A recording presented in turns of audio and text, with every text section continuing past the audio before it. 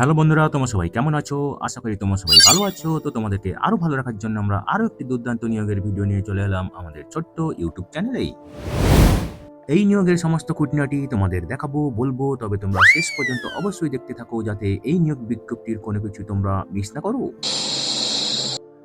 তো বন্ধুরা, এই ভিডিওতে আমরা মোট ৫১টি শূন্যপদ নিয়ে তোমাদের বলবো এবং এই ৫১টি শূন্যপদে আবেদন করতে গেলে তোমাদেরকে ন্যূনতম ক্লাস 12 বা উচ্চ মাধ্যমিক পাস হয়ে থাকতে হবে। হ্যাঁ, ঠিকই শুনেছ, কেবলমাত্র ক্লাস 12 বা উচ্চ মাধ্যমিক পাস করে তোমরা এই পদগুলিতে আবেদন করতে পারবে। তো এই যে ৫১টি শূন্যপদের কথা তোমাদের বলবো, এই ৫১টি শূন্যপদে তোমরা পশ্চিমবঙ্গের সব জেলা থেকে আবেদন করতে পারবে। তো চলো দেখা যাক ডিটেলসে এখানে কি পদ আছে, বয়সের ঊর্ধ্বসীমা কত হবে, এখানে তোমরা কিভাবে আবেদন করবে, আবেদন করার শেষ তারিখ, তোমরা এখানে বেতন কত পাবে, শিক্ষাগত যোগ্যতার ডিটেলস এবং স্কোরিং পদ্ধতি বা কিভাবে তোমাদের সিলেকশন করা হবে। তবে ডিটেলসে যাওয়ার আগে যারা তোমরা এখনও আমাদের চ্যানেলটিকে সাবস্ক্রাইব করোনি, আমাদের চ্যানেলটিকে সাবস্ক্রাইব করে আমাদের ভিডিওটিকে হাইপ, লাইক এবং অবশ্যই তোমাদের জানাশোনাদের সঙ্গে শেয়ার করবে এবং কমেন্ট বক্সে তোমরা অবশ্যই লিখে জানাবে কোন জেলা থেকে তোমরা আমাদের এই ভিডিওটি দেখছো, তাহলে তোমাদের জেলা নতুন কাজের খবর এলে আমরা আগেই আপলোড করে দেবো। তো বন্ধুরা, curious and creative mind channel এখন মেম্বারশিপ প্রোগ্রাম চালু করেছে। তোমরা কিউআর কোড স্ক্যান করে মেম্বারশিপ নিতে পারো এবং আমাদের সাপোর্ট করতে পারো যাতে আমরা আরও নতুন নতুন ভিডিও তোমাদের জন্য আনতে পারি। তো বন্ধুরা, এই ভিডিওতে আমরা মোট একটি বিজ্ঞপ্তি নিয়ে আলোচনা করব, যেখানে আমরা তোমাদের মোট ৫১টি শূন্য পদের কথা বলবো এবং এই ৫১টি শূন্য পদের মধ্যে মোট রয়েছে ৮টি বিভিন্ন ধরনের পদ, যেখানে এই ৫১ জনকে নিয়োগ করা হবে এবং এই ৫১টি শূন্য পদে তোমাদের ম্যাক্সিমাম বেতন হতে পারে মাসে ১,৭২,০০০ টাকা অবধি। বিভিন্ন পদের ক্ষেত্রে বিভিন্ন রকম বেতন হতে পারে, তবে ম্যাক্সিমাম তোমরা পেতে পারো মাসে ১,৭২,০০০ টাকা এবং এই ৫১টি শূন্য পদে পুরুষ এবং মহিলা পশ্চিমবঙ্গের সব জেলা থেকে আবেদন করতে পারবে।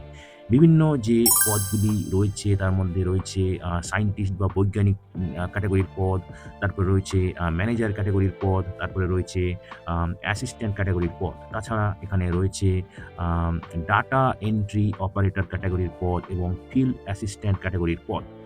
তাহলে এই ভিডিওর এতক্ষণ দেখার পর তোমরা নিশ্চয়ই আমাদের সঙ্গে থাকবে ভিডিওর বাকি অংশটা দেখার জন্য। তো এতক্ষণ দেখার পর তোমাদের মনে স্বাভাবিকভাবেই প্রশ্ন আসছে, পরীক্ষা আছে কি নেই। এখানে পরীক্ষা নেওয়া হতে পারে ডিপেন্ডিং আপন কতজন অ্যাপ্লিকেশান করছে। পরীক্ষা যদি না হয় তবে ইন্টারভিউ হবে। তো পরীক্ষা না হলে কিন্তু ইন্টারভিউ হবে এবং তার উপর ভিত্তি করে কিন্তু ফাইনাল সিলেকশন হবে। তো এই ভিডিওর এতক্ষণ দেখার পর তাহলে তোমরা নিশ্চয়ই খুবই কৌতূহলী হচ্ছ কি হচ্ছ না বলো। যদি তোমরা কৌতূহলী হও তাহলে তোমরা নিশ্চয়ই খুবই আগ্রহী হচ্ছ এই ভিডিওর বাকি অংশটা দেখার জন্য। তো চলো দেখা যাক ডিটেলসে এবার। তো বন্ধুরা, সিপিসিবি হচ্ছে সেন্ট্রাল পলিউশন কন্ট্রোল বোর্ড, যাদের হেড অফিস আছে দিল্লিতে, তাছাড়া শাখা অফিস আছে কলকাতা সহ অন্যান্য শহরে। তো এই নিয়োগ বিজ্ঞপ্তির অ্যাডভার্টাইজমেন্ট নম্বর হচ্ছে 02/WQM-2/2025-admin-R এবং এখানে এই ৫১ জনকে কন্ট্রাকচুয়াল বেসিসে নিয়োগ করা হবে একটা প্রজেক্টে, যার নাম হচ্ছে strengthening of environmental regulators SCR phase 3 project on river Ganga. তো গঙ্গার ওপরে এই এনভায়রনমেন্টাল রেগুলেটরস প্রজেক্টের উপরে এই ৫১ জনকে নিয়োগ করা হবে এবং নিয়োগ করবে সেন্ট্রাল পলিউশন কন্ট্রোল বোর্ড। বিভিন্ন যে পদগুলি রয়েছে তার মধ্যে রয়েছে সায়েন্টিস্ট ডি ক্যাটাগরির পদ একটাই ভ্যাকেন্সি রয়েছে, সায়েন্টিস্ট সি ক্যাটাগরির পদ রয়েছে 8টি ভ্যাকেন্সি, সায়েন্টিস্ট বি ক্যাটাগরির পদ রয়েছে 12টি ভ্যাকেন্সি, অ্যাসিস্ট্যান্ট ম্যানেজার ফাইন্যান্স এখানে রয়েছে 3টি ভ্যাকেন্সি,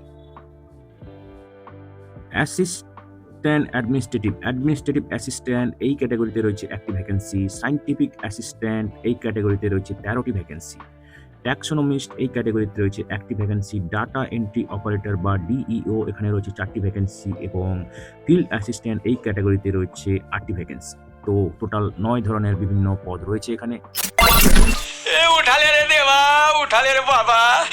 সায়েন্টিস্ট ডি ক্যাটাগরির ক্ষেত্রে বেতন হবে ১,৭১,৫৯৭ টাকা প্রত্যেক মাসে। সায়েন্টিস্ট সি ক্যাটাগরির ক্ষেত্রে বেতন হবে ১,৪৮,৯৯৭ টাকা প্রত্যেক মাসে। সায়েন্টিস্ট ডি ক্যাটাগরির ক্ষেত্রে বেতন হবে ১,২৫,৩৮০ টাকা প্রত্যেক মাসে। অ্যাসিস্ট্যান্ট ম্যানেজার ফাইন্যান্স বেতন হবে ১,১৯,০০০ টাকা ২৭২ টাকা প্রত্যেক মাসে। অ্যাডমিনিস্ট্রেটিভ অ্যাসিস্ট্যান্ট বেতন হবে ৭৭,৬৫৪ টাকা প্রত্যেক মাসে। সায়েন্টিফিক অ্যাসিস্ট্যান্ট বেতন হবে ৭৭,৬৫৪ টাকা প্রত্যেক মাসে। ট্যাক্সোনমিস্ট বেতন হবে ৬৫,০৩১ টাকা প্রত্যেক মাসে। ডাটা এন্ট্রি অপারেটর এখানে বেতন হবে ৫৭,৪৯৮ টাকা প্রত্যেক মাসে। ফিল্ড অ্যাসিস্ট্যান্ট এখানে বেতন হবে ৩৮,৭৪১ টাকা প্রত্যেক মাসে। তো ভালো থেকে দুর্দান্ত বেতন রয়েছে এই পদগুলির ক্ষেত্রে এবং তোমরা অনেকেই এখানে অবশ্যই আবেদন করতে পারো। তো আগেই বলেছি এখানে কন্ট্রাকচুয়ালভাবে নিয়োগ হবে এবং এখানে ইনিশিয়ালি ১ বছরের জন্য নিয়োগ করা হবে, যেটা পরে এক্সটেন্ড করা হতে পারে কেস টু কেস বেসিসে এবং অবশ্যই তোমাদের পারফরম্যান্সের উপর ভিত্তি করে এবং যতদিন পর্যন্ত এখানে রেগুলারাইজেশন হয় বা রেগুলার ক্যান্ডিডেট আছে ততদিন পর্যন্ত হয়তো কন্টিনিউ হতে পারে। সায়েন্টিস্ট ডি ক্যাটাগরির ক্ষেত্রে ম্যাক্সিমাম বয়স ৫০ বছর হতে হবে এবং এই পদে আবেদন করতে গেলে যে শিক্ষাগত যোগ্যতা লাগবে সেটা হচ্ছে এনভায়রনমেন্টাল সায়েন্স বা ন্যাচারাল সায়েন্সে স্নাতকোত্তর ফার্স্ট ক্লাস ডিগ্রি থাকতে হবে অথবা ফার্স্ট ক্লাস স্নাতক ডিগ্রি থাকতে হবে। Engineering, technology, environmental, chemical, civil, energy and environmental biotechnology এবং cumulative impact factor of total published paper in journal should not be less than ১০ এবং ইউজিসি কেয়ার লিস্টে publish করা এবং স্কোপাস ইন্ডেক্স জার্নালে publish করা যেগুলো হয়েছে সেগুলোই কনসিডার করা হবে ইম্প্যাক্ট ফ্যাক্টর ক্যালকুলেট করার জন্য অথবা এখানে মিনিমাম ৫টা বই বা এডিটেড বুক চ্যাপ্টার পড়ে থাকতে হবে ন্যাশনাল ইন্টারন্যাশনাল পাবলিশ দ্বারা যেগুলো হয়েছে অথবা এখানে মিনিমাম ৫টি টেকনিক্যাল রিপোর্ট পাবলিশ করেছে সেন্ট্রাল বোর্ড অফ পলিউশন বা স্টেট পলিউশন বোর্ডের দ্বারা এবং এখানে যে অভিজ্ঞতা লাগবে সেটা হচ্ছে ৭ বছরের রিলেভেন্ট অভিজ্ঞতা লাগবে, প্র্যাকটিক্যাল অভিজ্ঞতা লাগবে কোনো রেপুটেড প্রতিষ্ঠান থেকে in the field of prevention, control, abatement of river pollution, industrial pollution, sewage management, environmental management এবং ক্যান্ডিডেটকে অবশ্যই এনভায়রনমেন্টাল নর্মস এবং ডাটা অ্যানালিটিক্সের ক্ষেত্রে খুব ফ্যামিলিয়ার হতে হবে। मतलब आपको मुझे 25,000 देना है, बराबर? সায়েন্টিস্ট সি এক্ষেত্রে ম্যাক্সিমাম বয়স হতে হবে ৪৫ বছর এবং এখানে আবেদন করতে গেলে এই পদে যে শিক্ষাগত যোগ্যতা লাগবে সেটা হচ্ছে এনভায়রনমেন্টাল সায়েন্স বা ন্যাচারাল সায়েন্সে ফার্স্ট ক্লাস স্নাতকোত্তর ডিগ্রি লাগবে অথবা ফার্স্ট ক্লাস ব্যাচেলার্স ডিগ্রি লাগবে।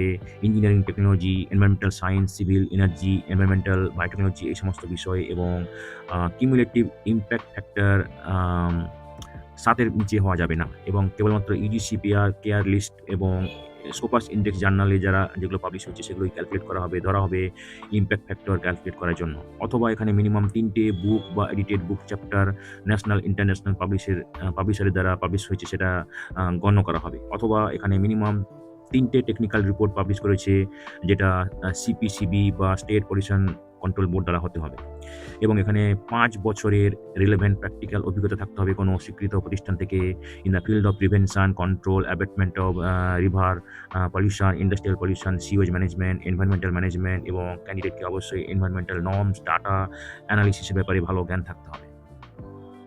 সায়েন্টিস্ট বি এক্ষেত্রে ম্যাক্সিমাম বয়স ৩৫ বছর হতে হবে এবং এই পদে আবেদন করতে গেলে তোমাদেরকে এনভায়রনমেন্টাল সায়েন্স বা ন্যাচারাল সায়েন্সে ফার্স্ট ক্লাস স্নাতকোত্তর ডিগ্রি থাকতে হবে অথবা ফার্স্ট ক্লাস স্নাতক ডিগ্রি থাকতে হবে। ইঞ্জিনিয়ারিং, টেকনোলজি বিশেষত environmental science, civil, energy and environmental বা বায়োটেকনোলজিতে অথবা এবং তার সঙ্গে থাকতে হবে ভ্যালিড গেট স্কোর এবং 90% বেশি পার্সেন্টাইল থাকতে হবে অথবা নেট জিআরএফ কোয়ালিফাই করে থাকতে হবে। ৩ বছরের অভিজ্ঞতা থাকতে হবে কোনো রেপুটেড প্রতিষ্ঠানে in the field of prevention, control and abatement of river pollution, industrial pollution, sewage management এবং এনভায়রনমেন্টাল ম্যানেজমেন্ট এবং আবেদনকারীকে অবশ্যই অভিজ্ঞতা থাকতে হবে রিসার্চ, টিচিং স্কিল এইসব বিষয়ে। অ্যাসিস্ট্যান্ট ম্যানেজার ফাইন্যান্স এই পদে আবেদন করতে গেলে ম্যাক্সিমাম বয়স ৩৫ বছর হতে হবে এবং এখানে যে শিক্ষাগত যোগ্যতা লাগবে সেটা হচ্ছে ফার্স্ট ক্লাস স্নাতকোত্তর ডিগ্রি লাগবে কমার্সে ফাইন্যান্স অ্যাকাউন্টিং বা ট্যাক্সেশন বা চার্টার অ্যাকাউন্টেন্ট বা MBA ফাইন্যান্স অ্যাকাউন্টিং এই সমস্ত বিষয় এবং ৮ বছরের পোস্ট কোয়ালিফিকেশান অভিজ্ঞতা লাগবে কম্পিউটার এবং অফিস সফটওয়্যার প্যাকেজ যেমন এমএস ওয়ার্ড, এক্সেল অ্যাডভান্স, জ্ঞান থাকতে হবে স্প্রেডশিট, ডাটা শিট প্যাকেজের উপরে, মিনিমাম 2 বছরের ট্যাক্স এক্সপিরিয়েন্স থাকতে হবে, বিভিন্ন সফটওয়্যার যেমন ট্যালি, কুইক বুকের উপরে ভালো জ্ঞান থাকতে হবে, voucher filing of online return যেমন টিডিএস, জিএসটি, পিএফ, ইএসআই, এসটিপিআই এর ভাউচার তৈরি করতে হবে এবং পেরোল তৈরি করতে হবে, ম্যানেজ করতে হবে। 25,000 कब दोगे? दे दूंगा। অ্যাডমিনিস্ট্রেটিভ অ্যাসিস্ট্যান্ট এখানে ম্যাক্সিমাম বয়স 35 হতে হবে এবং এই পদে আবেদন করতে গেলে যে শিক্ষাগত যোগ্যতা লাগবে সেটা হচ্ছে ফার্স্ট ক্লাস স্নাতক ডিগ্রি লাগবে কোনো স্বীকৃত ইউনিভার্সিটি থেকে, অথবা সমতুল্য শিক্ষাগত যোগ্যতা থাকতে হবে এবং কম্পিউটারের কাজের জ্ঞান থাকতে হবে। মিনিমাম 5 বছরের পোস্ট কোয়ালিফিকেশন অভিজ্ঞতা থাকতে হবে অ্যাডমিনিস্ট্রেশন কাজে, বিশেষত গভর্নমেন্ট পিএসইউ বা অটোনমাস বডিতে, এবং বেতন থাকতে হবে 4,200 গ্রেড পেতে, এবং অবশ্যই পাস করতে হবে skill test based on noting, drafting. Desirable হচ্ছে যাদের ফার্স্ট ক্লাস পোস্ট স্নাতকোত্তর ডিগ্রি আছে তাদেরকে বেশি প্রাধান্য দেওয়া হতে পারে। সায়েন্টিফিক অ্যাসিস্ট্যান্ট এই ক্ষেত্রে ম্যাক্সিমাম বয়স 35 হতে হবে এবং এই পদে আবেদন করতে গেলে যে শিক্ষাগত যোগ্যতা লাগবে সেটা হচ্ছে ফার্স্ট ক্লাস স্নাতকোত্তর ডিগ্রি লাগবে এনভায়রনমেন্টাল সায়েন্স বা ন্যাচারাল সায়েন্সে, এবং অথবা ফার্স্ট ক্লাস স্নাতক ডিগ্রি লাগবে ইঞ্জিনিয়ারিং টেকনোলজি, বিশেষত environmental science, civil energy and environment বা বায়োটেকনোলজিতে, এবং ভ্যালিড গেট স্কোর থাকতে হবে 90% উপরে বা নেট জিআরএফ কোয়ালিফাই করে থাকতে হবে। ট্যাক্সোনমিস্ট এক্ষেত্রে ম্যাক্সিমাম বয়স 35 হতে হবে এবং এই পদে আবেদন করতে গেলে ফার্স্ট ক্লাস স্নাতকোত্তর ডিগ্রি থাকতে হবে, এমএসসি থাকতে হবে। ডিজায়ারেবল হচ্ছে যাদের এমএসসি স্নাতকোত্তর ডিগ্রি আছে ইন বোটানি বা জুওলজি এবং মিনিমাম 70% মার্ক আছে তাদেরকে বেশি প্রাধান্য দেওয়া হতে পারে, এবং ভ্যালিড গেট স্কোর থাকতে হবে 90%-এর বেশি পেতে হবে বা নেট জিআরএফ কোয়ালিফাই করে থাকতে হবে, এবং কিউমুলেটিভ ইম্প্যাক্ট ফ্যাক্টর অফ 7-এর নিচে যেন না থাকে, এবং ইউজিসি কে পাবলিশ করে থাকতে হবে। ডাটা এন্ট্রি অপারেটর এই পদের ক্ষেত্রে ম্যাক্সিমাম বয়স হতে হবে 32 বছর এবং এই পদে আবেদন করতে গেলে তোমাদেরকে ফার্স্ট ক্লাস স্নাতক ডিগ্রি থাকতে হবে ইন সায়েন্স অথবা বিসিএ, এবং স্কিল টেস্ট পাস করে থাকতে হবে যেমন MS office, word, excel, power point, English typing speed 45টি ওয়ার্ড পার মিনিট এবং হিন্দি টাইপিং স্পিড 29টি ওয়ার্ড পার মিনিট, এগুলোতে কম্পিউটারে করতে হবে। अरे यार तू दोस्त है उनका, मैं क्या तू गई कि भाई?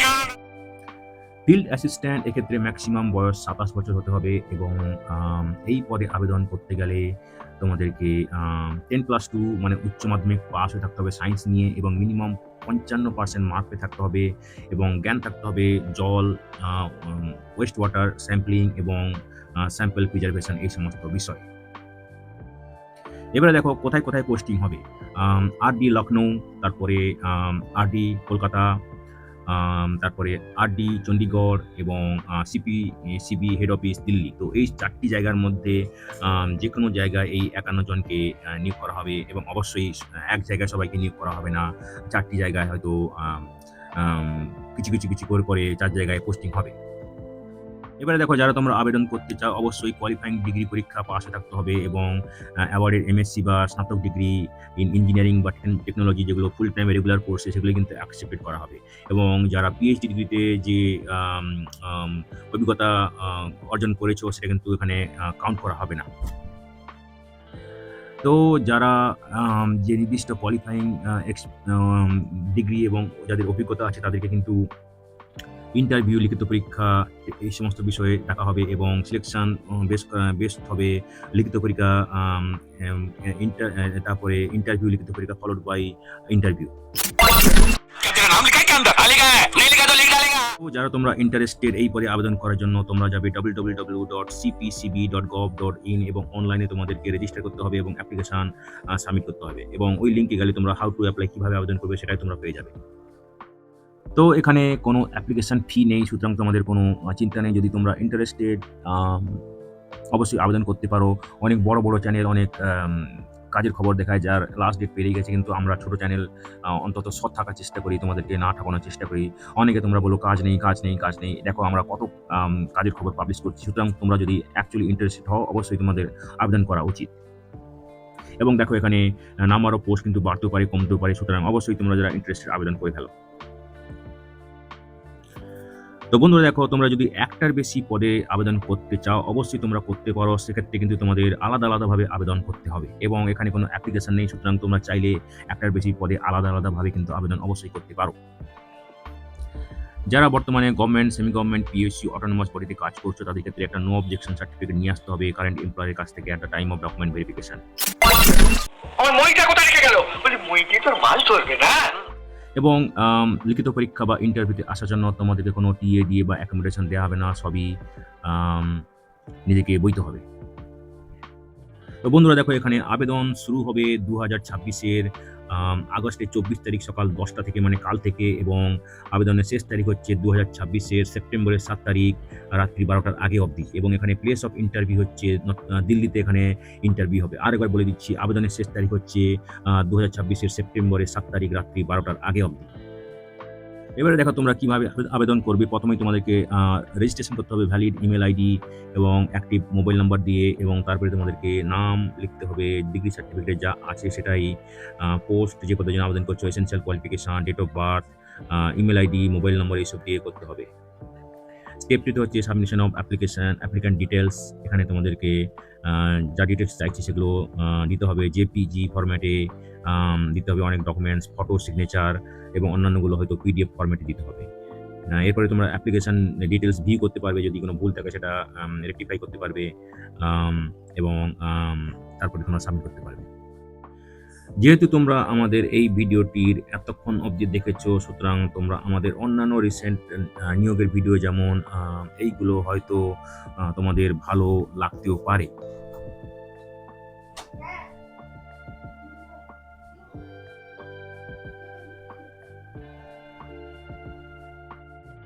তো বন্ধুরা, যারা তোমরা আবেদন করতে ইচ্ছুক শেষ তারিখের আগে আবেদন করে দিও এবং নির্দিষ্ট দিন ইন্টারভিউতে চলে যেও। ভিডিওটি ভালো লাগলে অবশ্যই হাইপ, লাইক এবং তোমাদের জানাশোনাদের সঙ্গে শেয়ার করবে।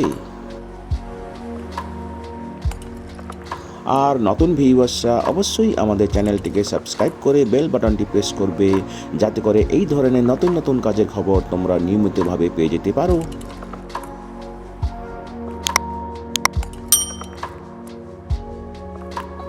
তো বন্ধুরা, ভালো থাকবে, সুস্থ থাকবে।